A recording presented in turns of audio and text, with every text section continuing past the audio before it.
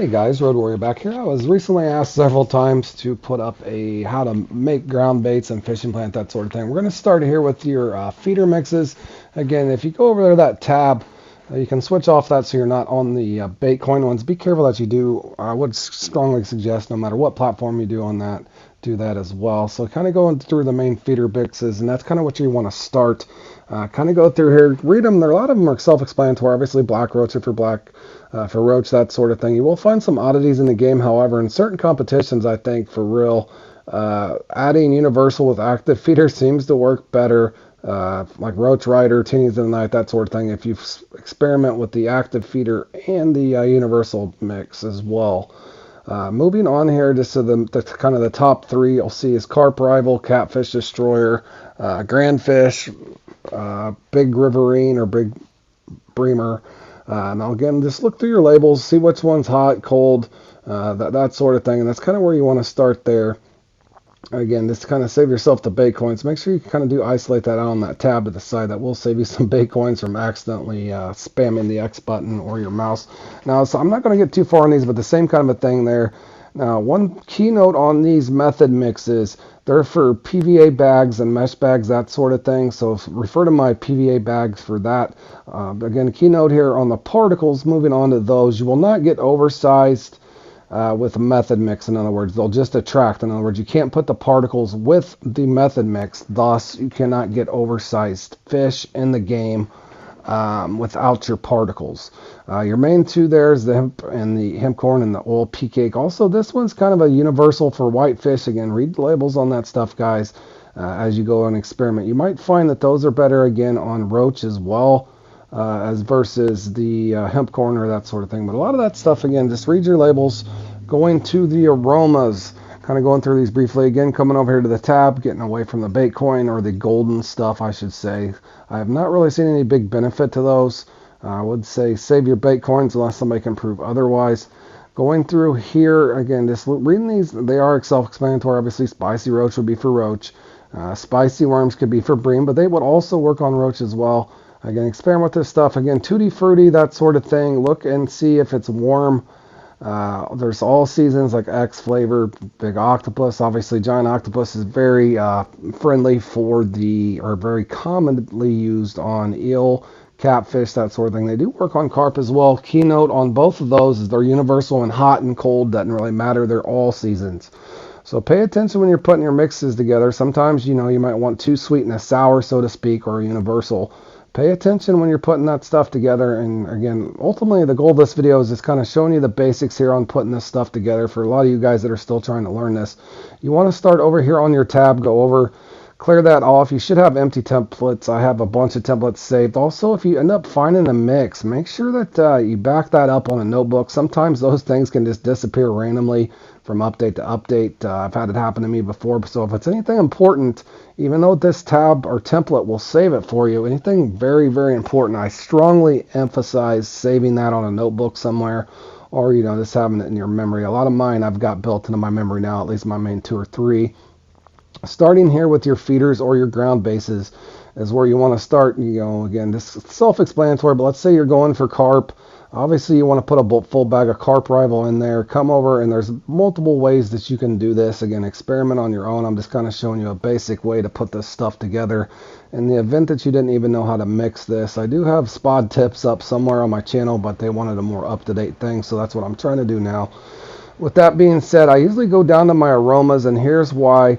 You go through your aromas. Let's say here I'm going with the Corn Steep. I'm just putting a basic mix together here, guys. Going through each one. Now you can go up to 3 or 4 ounces. I think the common rule of thumb, most people will probably put 2 ounces in. You can put 3 or 4, but it gets a little sketchy in regards to killing the water. Again, another keynote going back here. Now you're going to your particles. So following along, ground bases first or feeder mixes. Once you get those in, get your aromas. You can put 2 or 3, but these here are the most commonly used. Most of the time it's a full bag, but if you notice here when I click on, it only goes 7 ounces out of 8. If it does that, just simply go right back over the top of it, and then click that, and it'll say recipe saved, as you can see there. Once you've got that done, then you can come up here and click X, at least on PlayStation and probably Xbox. I'm not sure what the button would be there, but even on a mouse and keyboard, that sort of thing, it should be self-explanatory. Go in, you want to put in sander, Let's say you're at Saner Baggersea or whatever you're wanting to do, test mix, that sort of thing. And then you can actually just type that in. It will conveniently save that for you.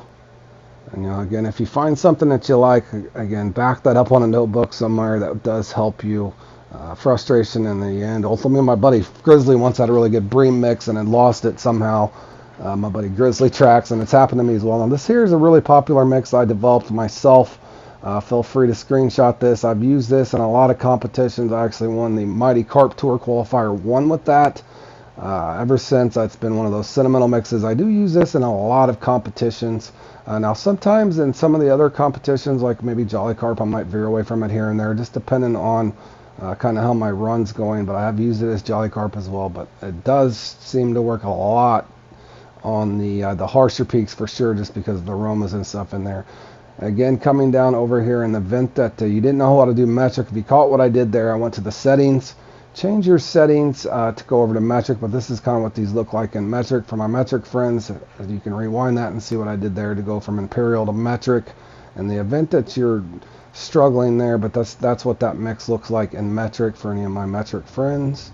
I'm just learning my way around the metric system myself. I grew up in imperial, so that's commonly what I use and what I know. Again, once you've got that done, what you can do here is just hit the mix on it. Now again, it will take you up to around 15 seconds if you don't have premium. I do not have premium.